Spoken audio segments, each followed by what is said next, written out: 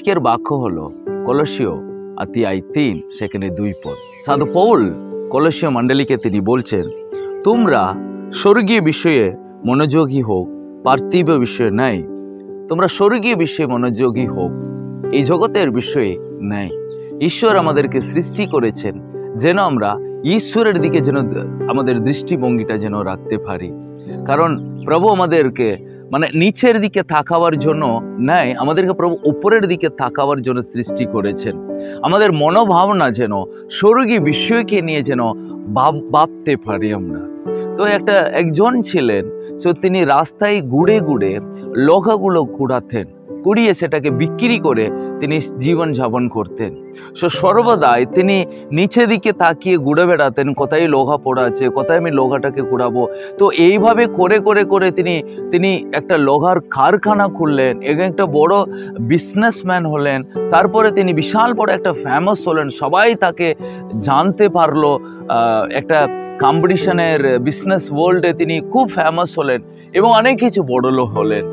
তো হয়ে সারাটা জীবন তিনি বিজনেস করে, জীবনে অনেক কিছু করে অবশেষে তিনি মৃত্যুবরণ করলেন এবং তিনি ঈশ্বরের কাছে গেলেন।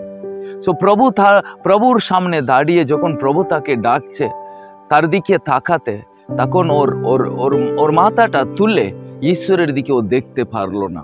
কেন মাথাটা তুলতে পারলো না? কারণ এই পৃথিবীতে থাকার কালীন ও সারাটা জীবন মাথাটা নিচে করে ঘুরেছে।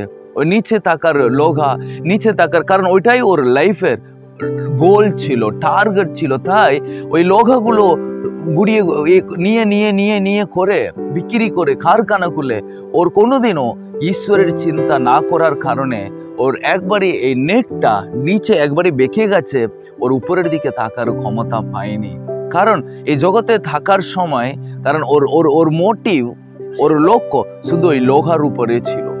তো তাই আজকে আমরাও এই পৃথিবীতে যখন আমরা এই পৃথিবীতে আছি এই পৃথিবীর দিকে নিচের দিকে হেঁটে হয়ে ঘুরে বেড়াবার জন্য নাই।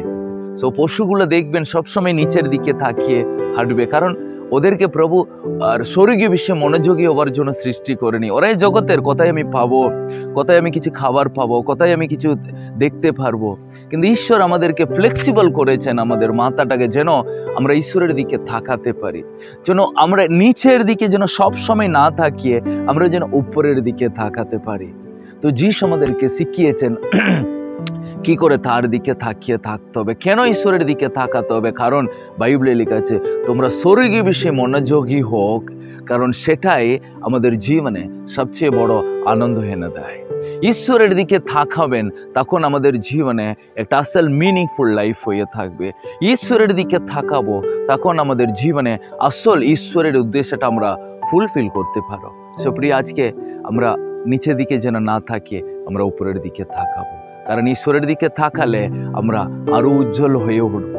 বাইবেলে লেখা আছে, তার আলোতে আমরা সবাই আলোকিত হব। আজকে দিন ঈশ্বর আপনার জীবনটাকে আলোকিত করুক। কেন? আমরা ঈশ্বরের বিষয়ে, স্বর্গীয় বিষয়ে মনোযোগী হোক।